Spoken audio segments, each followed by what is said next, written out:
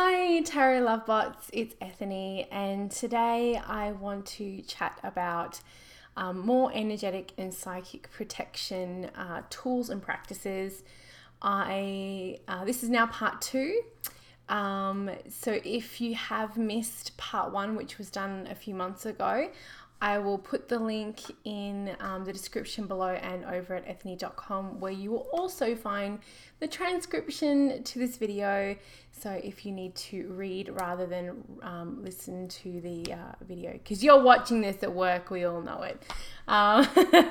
So with everything that I share, as always, take what resonates with you and incorporate it into your practice and simply leave the rest.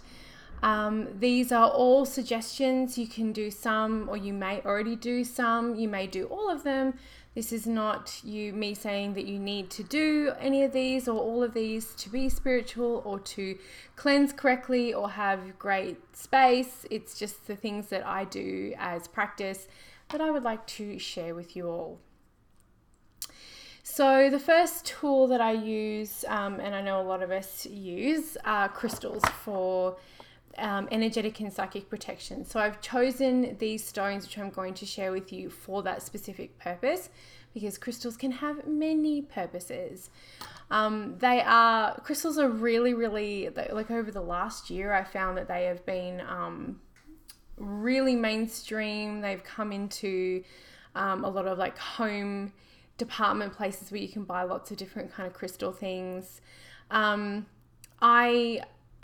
I struggle with crystals, and this, I don't know, this might be a little bit strange, but I really struggle with them just because I think of how they're mined and the potential damage that we do to the surrounding areas. It's probably because of my resources background, industry background, but I always think about like the environmental impact from mining stones.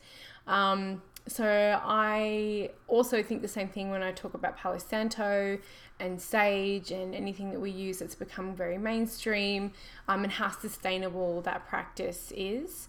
So I'm trying to be a little bit more conscious about where I source my items from that I work with.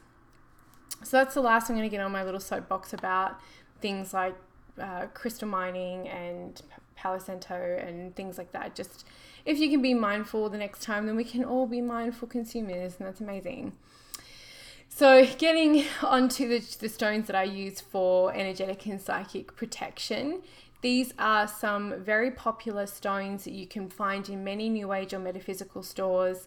The stones I'm about to share with you do have other properties, but they all have a protection, a psychic energetic protection theme in common.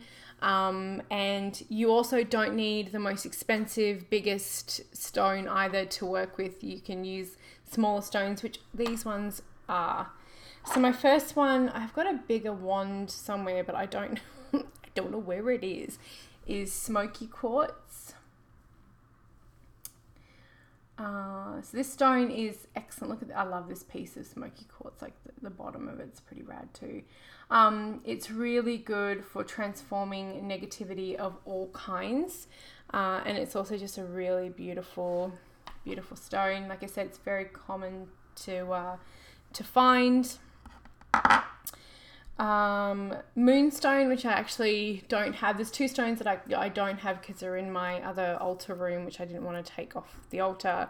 Moonstone, very common. You can use rainbow, black, normal moonstone, peach moonstone. Really good for night terrors and nightmares. I actually have a piece of black moonstone under my son's bed, and I use it by my bedside. I have a bunch of stones that are in my right by my bed for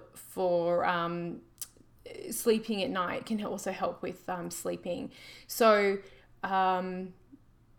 as many of you know, if you've watched my videos before, I have always had very sensitive, very lucid, very vivid dreams. And I feel my son is probably very much like that, being a water sign. So I make sure that the sleeping areas in in our living space in our apartment are as positively charged to a good night's sleep as possible.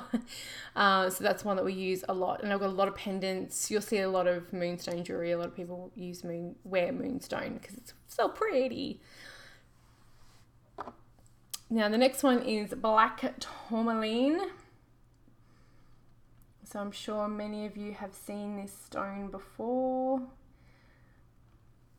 I feel like this is the grandfather of protective stones. You know, most people, if you talk about protection or cleansing, they'll say black tourmaline. It's one of the top stones I see talked about in this field. I also really like dravite, which is brown tourmaline, which you can get only from Australia. I brought 2 big spheres over from Australia, and they are both in our sleeping space. So that's really, really good for protection, and I've gridded them, hence the reason why I haven't moved them. I've gridded them so that they're at entry and exit points of like feng shui in the bedroom.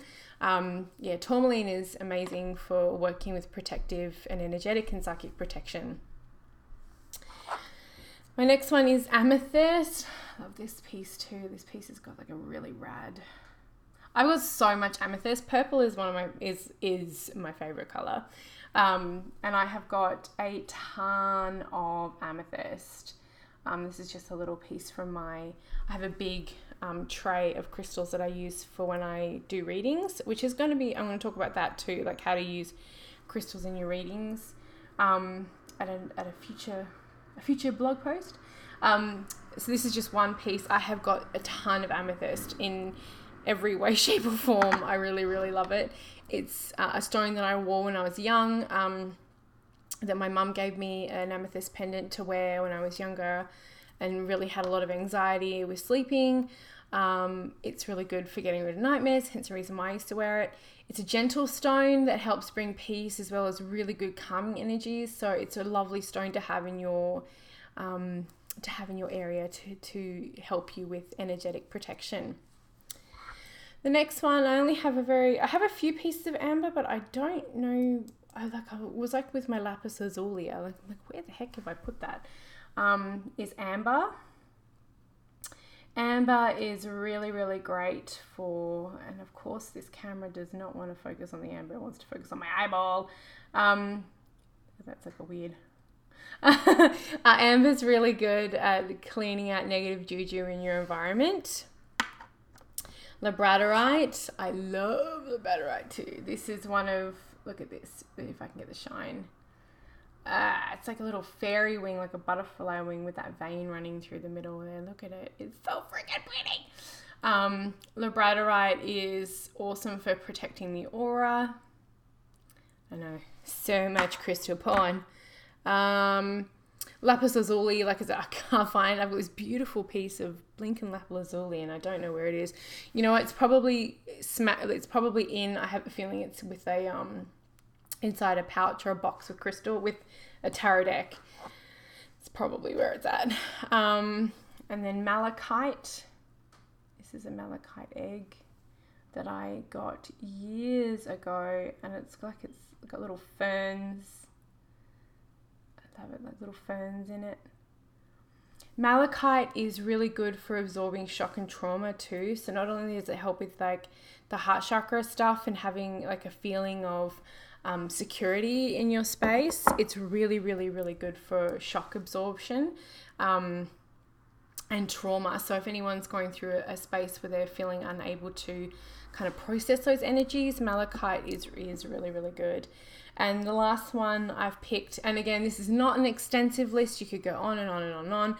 These are common ones you can find without having to dig too deeply if you're looking for stones, is garnet. Now, garnet is actually red.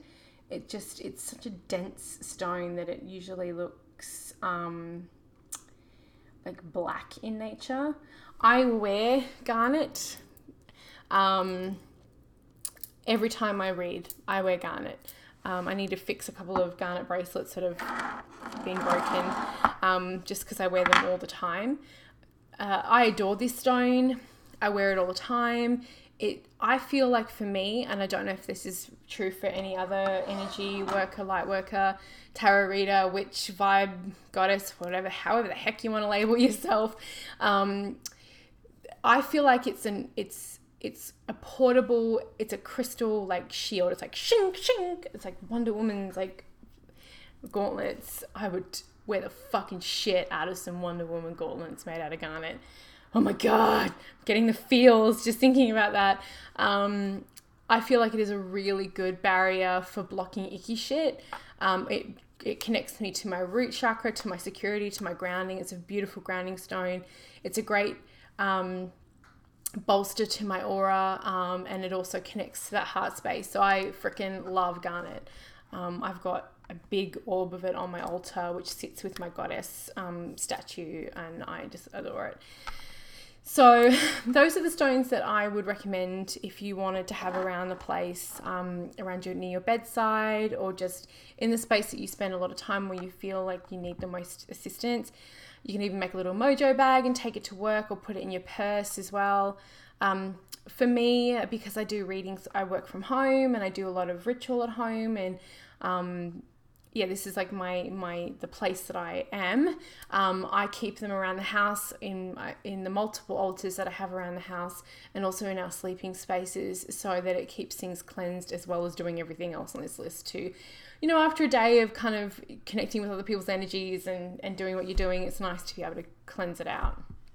And these are supportive tools. So talking about cleaning and cleansing your stones on a regular basis is important too, just like us. If you don't have a shower in a few weeks, you're going to get stinky. So you need to make sure that you cleanse them too. Anything that stays still long enough is going to collect dust, so you'll want to remove that through a light water cleaning or dusting. I usually get a big bowl of water and just wash them in that, and then let them air dry. But you can even put a little bit of salt in the water as well, but do be careful, because some crystals react and even disintegrate with salt water. Things that are porous, like kunzite, selenite, you do not want to leave that or have any salt anywhere near them. So be careful how long you leave them in water, and Google that shit. If you don't know, Google it. So after I've water cleansed them, I usually like to leave them on my windowsill under a full moon to charge those babies up and give them a bit of breathing room. You can even program your crystals. It's a great way of focusing them. So a lot of stones have more than one property. And so if you're going to be using a stone for a specific use, you can program your crystals. The lovely Vix from New Age Hipster recently did a blog post and a video on this exact subject, synchronicity or what. So I will link it below, and it will also be over at ethany.com. And as I mentioned before, I am going to be doing a video soon on how you can use your crystals in tarot readings and the ways that I do it. So look out for that one. Okay, so my next energetic and psychic protection practice is smoke ceremonies. So I love to burn things. People, I like the fire. It burns.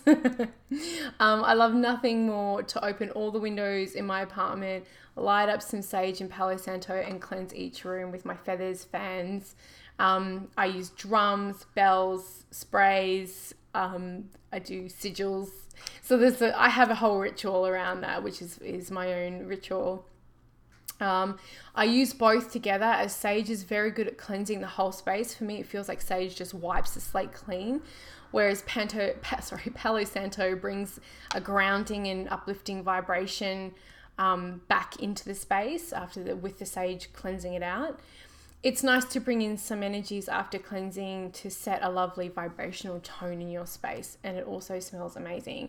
So this is what sits on my altar at all times, is my shell. I've got loose sage leaves at the moment because I don't have any sage actual stick or bundles, and my Palo Santo, which is wood, so you need to watch how you burn that.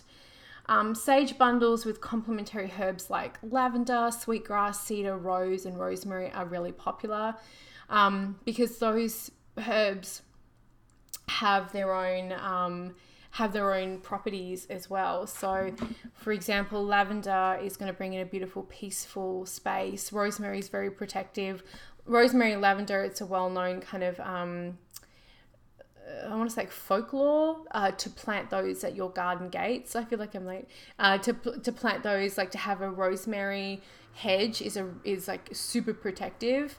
Plus you can use it in roasts. And lavender is the same, having that at the entrance way of your living space. So those are beautiful. Sweetgrass, cedar is amazing as well. Rose is for loving, calming energies. So looking at what you can complement your sage and is great. If you like loose incense, I love making loose incense. I've got a couple of mortar and pestles.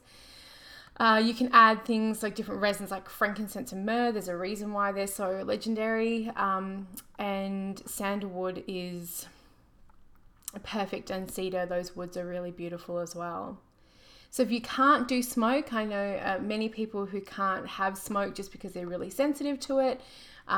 Room and aura sprays are amazing. I use these in my cleansing rituals as well, and throughout my day with readings. And if I'm feeling a little bit off and I just need a quick like shift in my energy, besides putting on something amazing on my iTunes and just like getting down to it and sing along, this is a really good way to shift the vibe. Or when I can't burn incense. So I have Stomp Your Feet and Smudge Off from my friend Michelle, who has a company, and I love these. So this is basically, Smudge Off is, I think she's got some in stock at the moment, is when you can't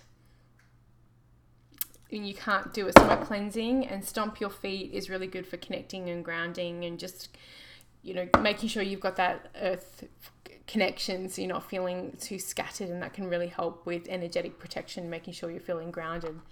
I will put a link to her Etsy store in both places, in the below and over at ethany.com too. So the sprays are great. You can make your own, but anybody got time for that? Well, I don't have time for that. So I would much prefer to just support a local business.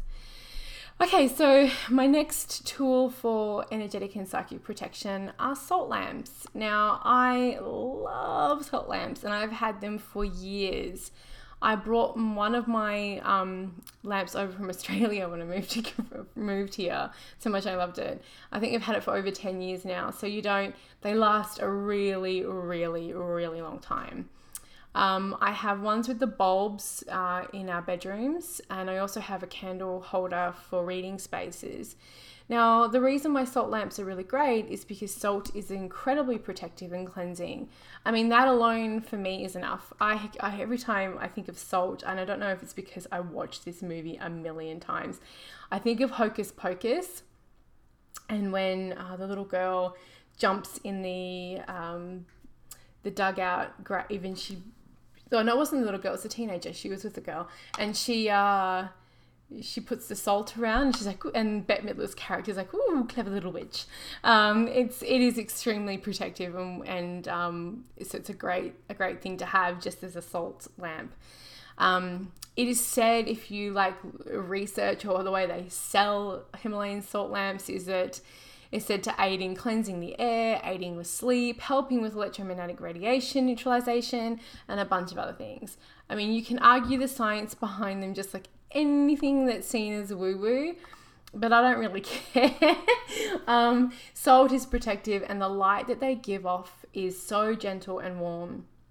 I'm extremely sensitive to bright light, overhead lights, synthetic lights, fluoros. I hate them, like they give me a headache. So the warm light that a salt lamp gives off is perfect. It's perfect for me. So I kill two birds in one awesome salt lamp stone. I really enjoy it. The next thing is to have a herbal or salt bath. Now this is great if you really do feel like you need to have a big old cleanse energetically. So most of us know that water is extremely cleansing, and there are an abundance of items on the market for cleansing and healing baths for like teas, like the tea bags you can put in your bath, salt mixes, bath bombs, oils, anything that, like, you just go to Etsy and like put in healing bath or cleansing bath, and it's like so much. Even bathing with just Epsom salts is good. It's just as good as the fanciest blend you can make or buy, and it can be a real beautiful ritual and treat to go and do a cleansing, have that sacred space. I can't even remember the last time I had a bath. like just to like sit there for a while and not do anything. I can't even remember the last time I gave myself that. So water cleansing helps your body as well as your energy fields, which is why I've included it as a practice in this video.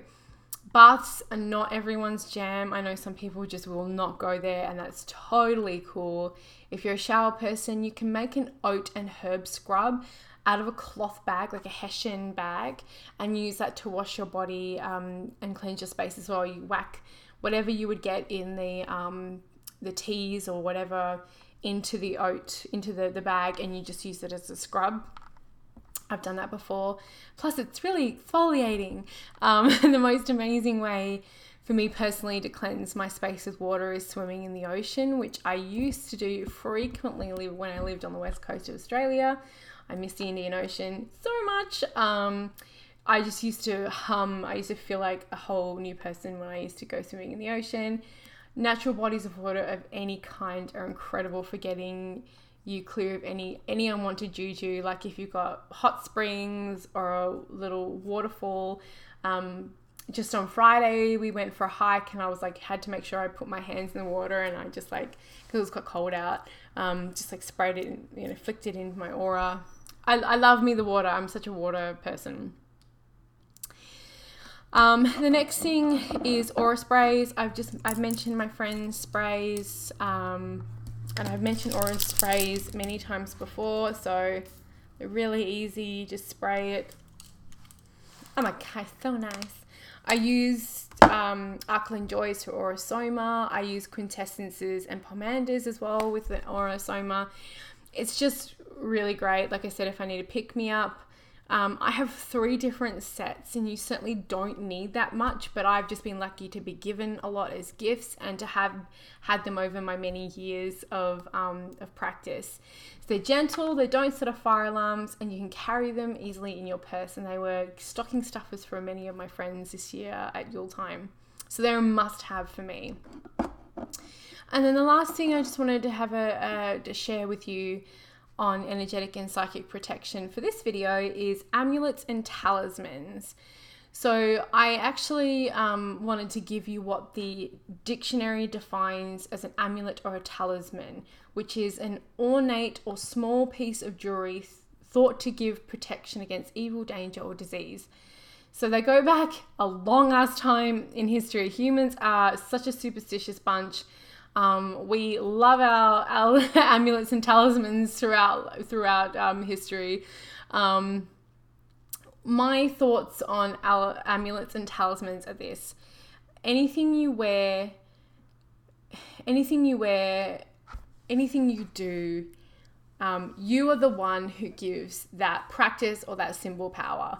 One of my favorite movie witches, Sally Owens in Practical Magic, says it's best when she's talking to her main man, Gary, the police officer, and she gets his, so it's after her sister's boyfriend comes up the attic in that freaky moment, and she says, your badge. So she takes his police badge, which is a star, and she says, your badge, it's just a star, just another symbol. Your talisman, it can't stop criminals in their tracks, can it? It has power because you believe it does. So that pretty much sums up amulets and talismans for me. If you believe they have power, then it has power. If culturally it has power, then that gives it even more power. So we as a Western world, or as any culture that has any type of police force, those badges, those, media passes, whatever it is, plane tickets, these things have power because we as a culture have decided it gives power. But it does sum it up. There are ways that you can empower and consecrate these symbols in ritual if you like to as well. But do know that a lot of these symbols have got a historic, have got cultural stigmas and beliefs kind of attached to them for good, ill, or whatever. So yeah, that's how I feel about them. And, I've taught sigil work. I've taught how to consecrate and bless items. I'm not really talking about that today. I just want to show you some of the common, we'll talk about some of the common symbols that you will see in amulets and talismans. So pentacles and pentagrams, I'm not wearing mine today, but I have a big ass one for my altar. Pentacle and pentagrams are very, very common. You will also see them very misused in like the mass media. So this is a pentacle. A pentacle has the circle around it, and the pentagram just has the star. But the star is an incredibly powerful amulet and talisman. Then we have hamsas. This is just, again, these are massive. Like, I wouldn't wear them. The symbols, a hamsa. This is one type of hamsa. The evil eye. I don't actually own any evil eye jewelry, but the evil eye, runes, sigils, and the ankh. These are all very common sigils and amulets. So that's another way if you would like to wear something. There's a line from the witches. I can't remember. I think Doreen Valiente wrote it. I'm going to have to look it up, where she says, if you ever feel, the paraphrasing is, if you ever feel like you need protecting, see a blue pentagram on your brow. So like your third eye, you would see a blue pentagram there. So there's lots of things that you can do as long as it has meaning for you. All these things have to have meaning for you, and you have to connect with it. And with everything that I say around working with anything is to read and research. So I do not advise that you use any sigil or symbol that you don't know or haven't researched and read about. I mean, go for it. Like, you want to put a symbol up in your house that you have no idea what it is, that's your prerogative, but I wouldn't do it. As I mentioned, there's a small list. You can also put these signs and these amulets around your living space. I used to have an anchor at the back of my door, on my front door. I've got Oms and sacred, I've got lots of symbols all over the house. So you can do it for protection and also just for the aesthetic if it looks nice. So that's my offering for this little video on energetic and psychic protection part 2. I'd love to hear some of the ways that you guys incorporate some of the things I've talked about, some of the tools and practices that I've mentioned in this video into your practice, and what you do for energetic and psychic protection. And as always, thank you so much for watching.